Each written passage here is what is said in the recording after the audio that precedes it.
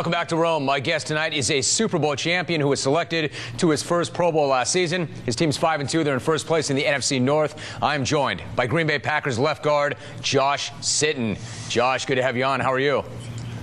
Jimmy Bob, what's up, brother? I'm doing good, man. Doing real good. Good, J-Bob. All right, now I know Tuesday is typically an off day for NFLers. Take me through it. How did you spend your off day? Well, I got up about 4:45 this morning and headed out to the duck blind with one of our tight ends, Ryan Taylor. We've kind of gotten into duck hunting this year and kind of fallen in love with it. We've gone every Tuesday for the past 5 weeks. I've been slaying them out there in Oconto Falls with my boy Bob Olson. He's a good old boy that loves the duck hunt, but it's hunting, napping, TV segment, another nap, and then lasagna and beer for dinner. So good day for Big City Bob here. Let me tell you something, my man. You are having yourself a day. You see, now I'm not one of the. I'm the opposite of what you guys are. I'm kind of a city slicker. I know nothing about duck hunting other than what I saw in the old Nintendo game. You know, duck hunt. You kind of hold that gun at the screen, bam. I mean, it's better than that, right? That takes me back, bro. I love that freaking game, dude. I could play Nintendo, Mario and duck hunt all day. But yeah, it's a little bit funner than that. If you're not awake at 6 o'clock, 6:30, when the ducks start flying, it'll wake you up, get that adrenaline going for sure. All right, so it's been a good duck season. Let me just move on to something else. It's Halloween this week, all right? Now, you're not that far removed from college. I remember when I went to UC Santa Barbara, we had great times at Halloween. UCF. Now, you guys are killing it on the field, but take me back. What was Halloween like when you were in college? Halloween's a blast, man, always. There was about 50,000 students at UCF at the time, so a lot of people running around, wearing next to nothing. So Halloween was a good time.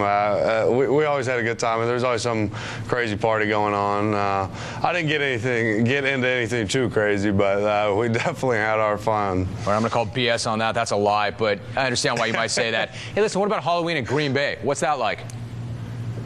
Not a whole lot going on up here in Green Bay, but usually we'll try to do some party, with the guys or something. A few years ago, Aaron threw a party downtown at a club, and about 9 people showed up. So I don't think he's going to be doing that one too often. I dressed up as a big baby. I just had a big diaper on. That's all I was wearing.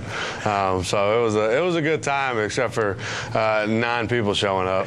You know, speaking of Aaron Rodgers in Green Bay, he tweeted once, and I'm going to read this to you: "Dear people taking pictures at me at dinner, you're not sneaky, you're creepy." End of quote. And I remember you retweeted that. So could you identify with that kind of? It's a little bit different for me. The creepy part is when people take pictures of you, like without getting in the picture with you. That kind of creeps me out personally. I just think it's awkward. Like, you're just kind of like, what do I do? Like, oh boy, in Talladega Nights, like, what do I do with my hands? You don't know what to do. You're just like sitting there like an idiot. Like, what's going on? If someone comes and asks you, if they want to get a picture with you, that's cool. But my favorite line is, I don't mean to interrupt, but can I interrupt you and get a picture?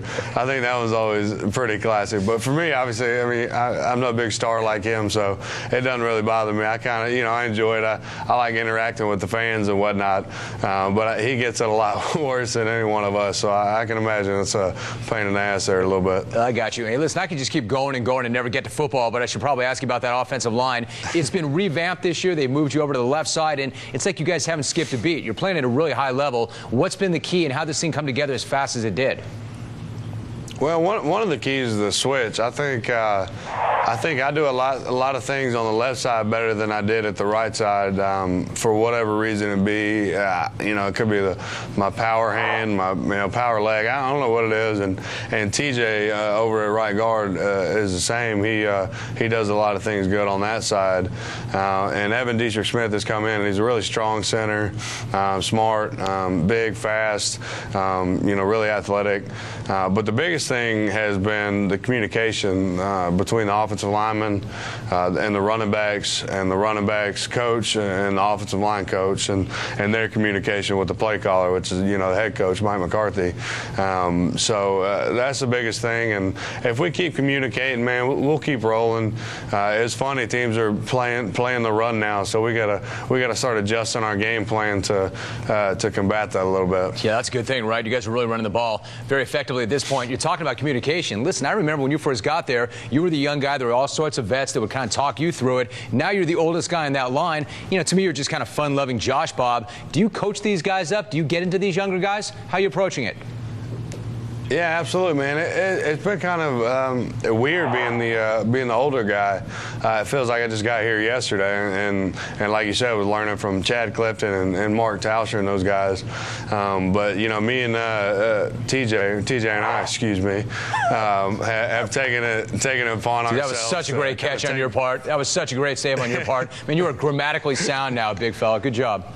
Well, that was my mother. She used to get after me when I was a kid. So, but we've kind of taken over, that leadership role, and really taking it upon ourselves to coach these young kids and really just take over as a whole and try and take over that offense. We're guys that people listen to, so we're trying to be heard, and I think it's helping out for sure. Hey, you're a champ, a Pro Bowler, and the first offensive lineman to be on this show in a very long time. I hate that this thing's over, Josh, but it's good to get caught up with you, man. Thanks so much. I know we'll do it again soon.